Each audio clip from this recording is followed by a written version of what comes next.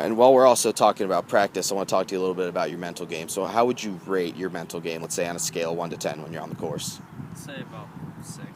Okay, 6 isn't bad. So what do you say your problems are? Do you get a little bit unfocused sometimes? You maybe get angry too much and lose your focus? Yeah. Getting angry a lot? Uh-huh. Yeah, so there's a couple different ways to deal with anger. A lot of it is just really kind of personally looking at the situation and thinking to yourself, okay, I've still got more shots. There's 70 to 80, sometimes even 90 shots you're going to hit on a, golf course. One shot isn't going to affect that much. You need to, just keep that out of your head. I used to have that very same problem when I was younger too, so I, actually absolutely had to deal with a lot of problems. And then as we talked about before with setup, you need to work on imagery too. So when you're behind the ball, you're not just thinking about your shot, you're thinking about where it's going to land, what kind of shot you're going to hit, right to left, left to right. There's so many different factors that can go into it, so you want to think out every part of your shot. So what I'd recommend to do for you when you're on the course is to set up at the ball, make sure everything's correct, you got the right ball position, all that, and then go back behind the ball and just straight visualize the shot from start to finish, how you swing it, where it goes, where it lands, everything from head to toe. All right? All right.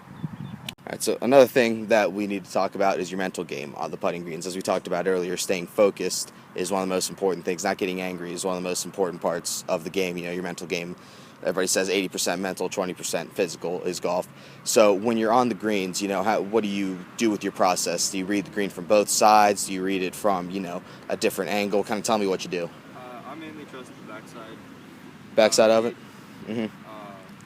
Just kind of focus on that, and I see my line and go with it. Mm-hmm. Line up the ball. Yeah, another great tip I could give you too is walking off your putt. So let's say, go ahead and hit a ball my way.